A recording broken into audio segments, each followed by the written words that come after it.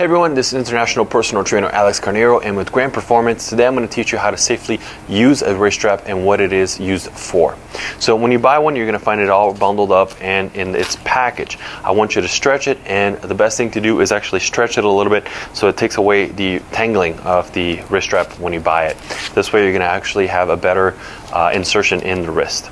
So when you open it up, as I mentioned, stretch it up and keep your wrist neutral. As we keep the wrist neutral and we don't hyperextend it or flex it, this will actually help and facilitate the placement of the wrist strap and also avoid any potential injuries.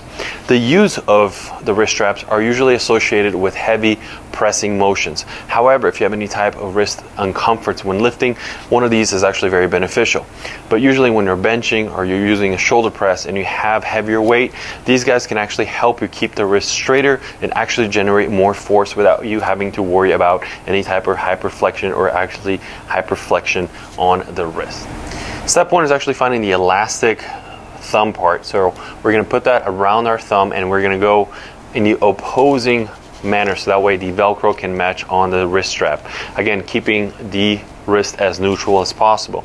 Now, how tight you wrap these is up to you guys. Usually I personally like to keep it as tight as possible. That way when I do go on a heavy lift, I can ensure that I'm getting maximal support on my wrist. So you keep going around and around until you find a level of comfort and you wrap it.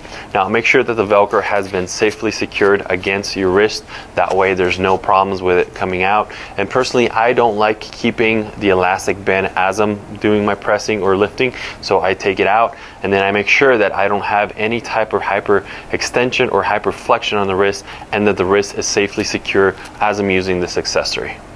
And that is how safely you use a wrist strap without causing any type of implication on your wrist.